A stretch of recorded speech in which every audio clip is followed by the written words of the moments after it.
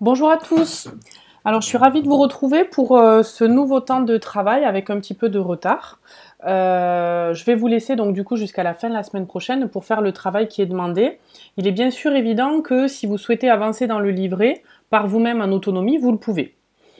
Alors, c'est parti.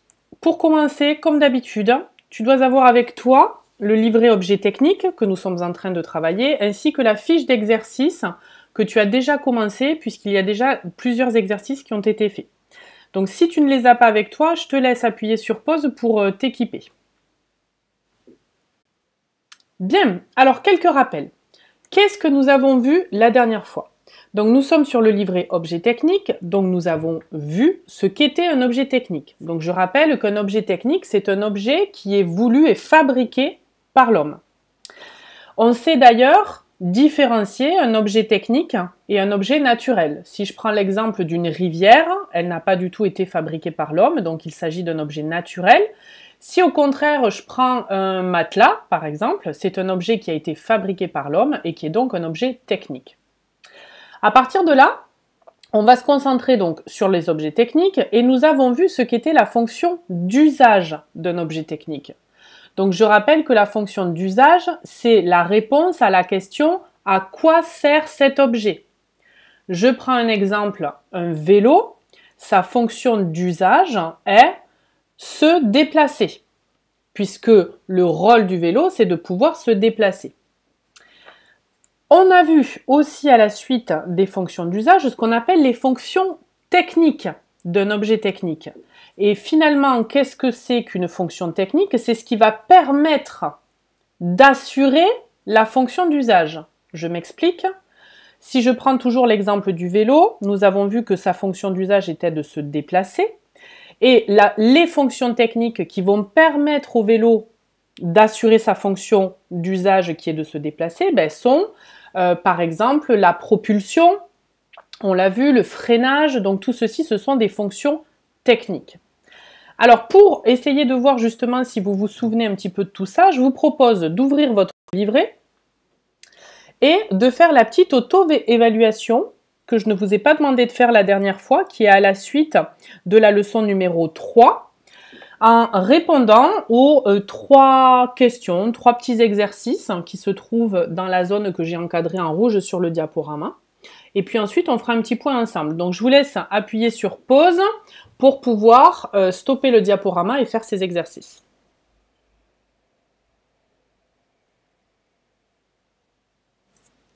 Ça y est, c'est terminé? Alors, tu vas garder bien proprement la feuille sous tes yeux et tu vas pouvoir comparer avec l'ensemble des réponses qui va être proposées et que je vais afficher à l'écran. Donc, je te laisse là aussi appuyer sur pause et vérifier que les réponses que tu as apportées aux exercices correspondent à la correction qui t'est proposée. En fonction des bonnes réponses, si tu vois qu'il y a trop de mauvaises réponses, n'hésite pas à revenir en arrière et à relire bien comme il faut l'ensemble des bilans des différentes leçons. Je te laisse appuyer sur pause.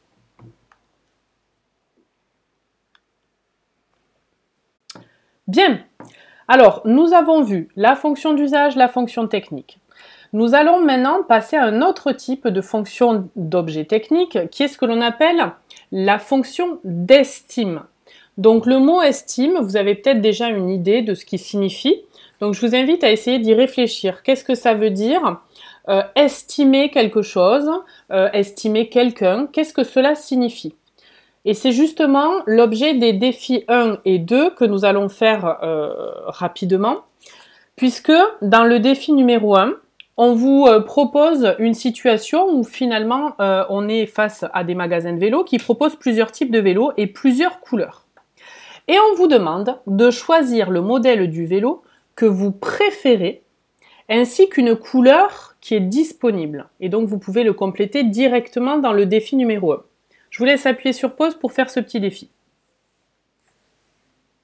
Bien, à présent, défi numéro 2. À la maison, tout le monde a-t-il choisi le même vélo que toi? Donc on te propose de compléter le tableau qui est en dessous pour essayer de recenser les membres de la famille qui ont préféré le vélo numéro 1 en bleu, ou le vélo numéro 1 en rouge, ou le vélo numéro 1 en jaune, ou encore le vélo numéro 2 dans un des 3 coloris proposés.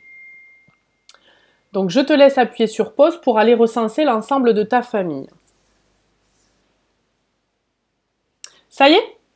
Alors, tu as vu à travers ces 2 défis que finalement, chaque personne a un avis, un souhait par rapport au vélo et que peut-être certains membres de ta famille n'ont pas choisi le même modèle que toi.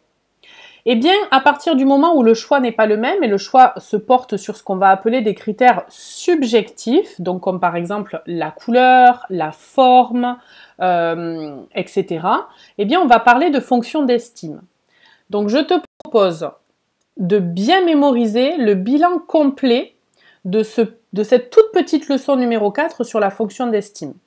Donc, la fonction d'estime, elle est liée au goût de l'utilisateur et elle peut être ressentie totalement différemment d'un utilisateur à un autre. Et généralement, quand on choisit un objet que l'on souhaite acheter, eh bien, ce choix va être lié à la fois à la fonction d'estime, c'est-à-dire au goût que l'on va avoir par rapport à l'objet, et aussi à la fonction d'usage, c'est-à-dire à quoi est-ce qu'il va servir cet objet.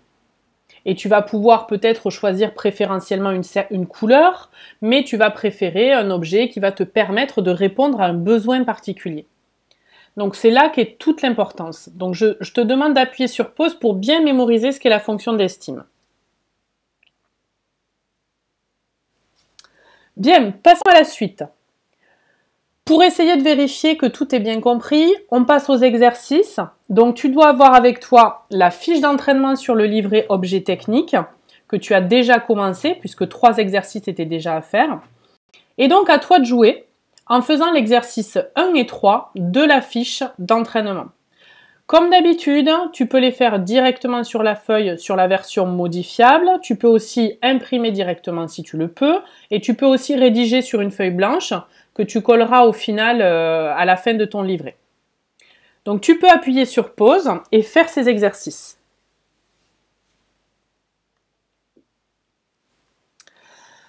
Alors si tu as fait ces exercices, je te rappelle que tu peux, si tu le souhaites, les renvoyer par mail, d'accord, soit sur Ose ou toujours à l'adresse bonin.enseignement@gmail.com. Alors on ne va pas se quitter tout de suite. Il nous reste encore une petite partie du travail à faire ensemble. Donc il y a déjà un petit défi supplémentaire que nous allons pouvoir faire tous les 2. Le défi supplémentaire, c'est ai-je bien compris? Donc pour essayer de voir si tu as bien compris qu'est-ce qu'on appelle fonction d'usage et fonction d'estime, on te propose un document qui explique que le smartphone permet de répondre à de nombreux besoins des utilisateurs. Il assure donc de multiples fonctions d'usage, il est multifonctionnel, et ces fonctions d'usage, on y accède en effleurant les icônes sur l'écran tactile. Et donc on te demande ici de lister les fonctions d'usage, c'est-à-dire à quoi peut servir le smartphone, et aussi les fonctions d'estime du smartphone. Quels sont les critères qui vont te permettre de préférer ce smartphone à un autre? Je te laisse appuyer sur pause pour répondre à ce petit exercice. Ça y est? Tu as terminé? Alors, regardons ceci ensemble. Pour les fonctions d'usage, eh bien le smartphone peut permettre de téléphoner, il peut aussi envoyer des messages, il peut même envoyer des mails, il permet aussi de jouer par des applications particulières, il permet aussi de s'informer, par exemple en allant sur des journaux. Donc tout ceci, il y en a d'autres, mais ce sont des fonctions d'usage, c'est-à-dire ce à quoi peut servir le smartphone. En ce qui concerne les fonctions d'estime, on va avoir par exemple la couleur, la forme, la marque du téléphone, la taille, la qualité de l'appareil photo. Donc tout ceci, ce sont des critères qui vont répondre à certains goûts des utilisateurs. Donc j'espère qu'à présent, tu as bien compris ce qu'était une fonction d'usage et une fonction d'estime. Donc nous avons terminé globalement tout ce qui concerne un petit peu les apports théoriques sur ce qu'est un objet technique. Donc notamment la définition, la différence avec l'objet naturel, et puis les définitions des 3 fonctions, fonction d'usage, fonction technique, fonction d'estime. Et donc c'est là que va commencer le travail intéressant. Question numéro 5, challenge. Alors le challenge de cette année, que vous allez pouvoir réaliser à la maison, va être de fabriquer un objet volant qui ira le plus loin possible dans les conditions qui sont définies par le règlement général et qui répondront aussi à des contraintes spécifiques. Regardons ensemble le règlement général et les contraintes spécifiques auxquelles qu'il va falloir respecter. Alors le règlement général. Premièrement, l'objet volant ne comportera aucun moyen de propulsion embarqué. Deuxièmement, il devra parcourir la plus grande distance possible en ligne droite. Il devra être lancé à la main, par-dessus l'épaule. Et on interdit dans le règlement général une forme sphérique pour cet objet, c'est-à-dire qu'on ne pourra pas se servir par exemple d'une balle comme étant le corps de l'objet. Les contraintes pour fabriquer cet objet volant sont les suivantes. Les matériaux qui vont être éventuellement utilisés peuvent être le bois, les matières plastiques, le polystyrène, le PVC. Le PVC, c'est du plastique, des métaux, carton, papier, tissu, tous les matériaux de récupération que vous pouvez utiliser. Donc vous allez pouvoir utiliser par exemple des emballages de yaourt, par exemple, des choses comme ça. Vous allez pouvoir essayer de voir ce que vous pouvez récupérer en matériaux, même si vous ne savez pas comment l'utiliser. Mais vous pouvez par exemple vous prendre une boîte à chaussures vide et vous essayer de récupérer pendant quelques jours des matériaux très différents, des bouts de tissu, des bouts de chiffon, en demandant bien sûr l'autorisation à vos parents. En ce qui concerne les dimensions, l'objet volant ne devra pas déborder d'un carré de 40 cm de côté.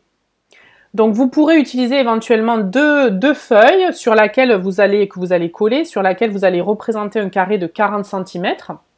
Et vous allez essayer de bien voir que votre objet ne dépasse pas ce carré-là. Et la masse minimum de l'objet volant doit être de 20 grammes. Alors il est bien évident que pour construire cet objet volant, on ne va pas le faire immédiatement. Il va falloir se mettre dans la peau de véritables ingénieurs qui doivent réfléchir à toutes les contraintes qui leur sont imposées et aux conditions de fabrication de cet objet technique.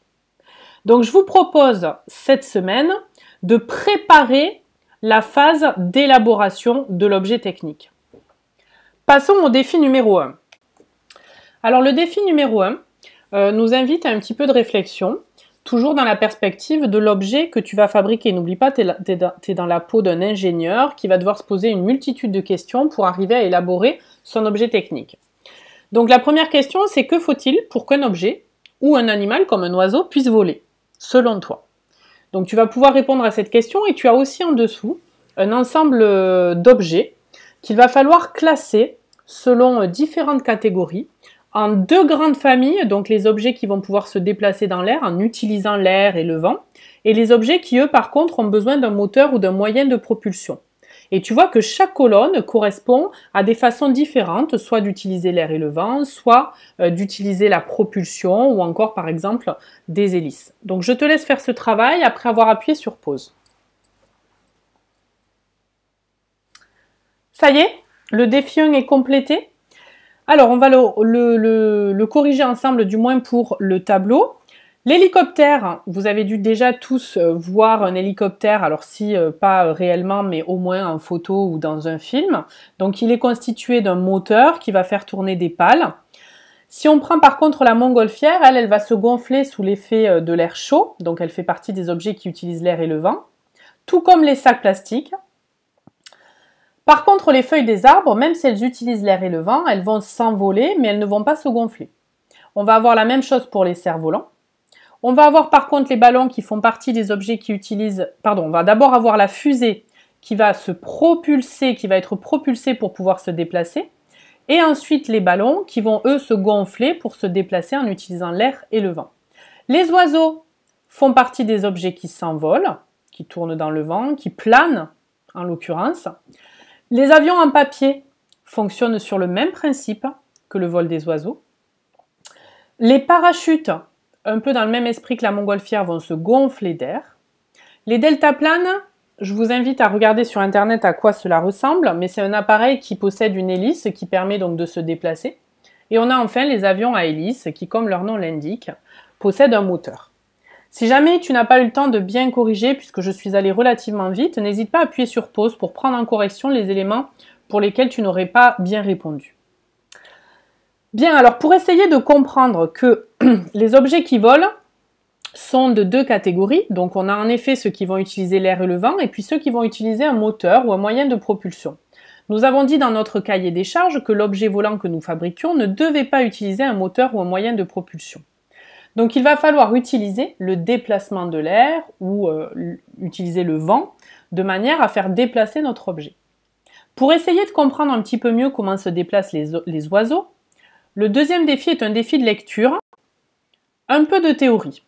Comment volent les oiseaux? Donc je vais te laisser lire l'ensemble de ces paragraphes de manière à essayer toujours d'être dans une perspective, de se servir de ce que nous donne la nature, c'est-à-dire de voir comment fonctionne justement le vol des oiseaux, pour essayer de voir comment on peut le traduire d'un point de vue objet technique. Appuie sur pause. Ça y est, la lecture est terminée? Si ce n'est pas le cas, rappuie sur pause et reprends bien comme il faut l'ensemble des deux paragraphes. Bien. Le défi numéro 3, alors ce n'est pas vraiment un défi en fait, c'est plutôt la prévision des séances, le planning, comment ça va se dérouler. Lorsqu'on est ingénieur et qu'on travaille sur la fabrication d'un objet technique, il est nécessaire de s'interroger sur le rôle de l'objet, à quoi est-ce qu'il va servir et sur comment on va l'élaborer. Mais il est surtout très important d'avoir un cahier des charges et une planification des tâches à effectuer au cours du temps.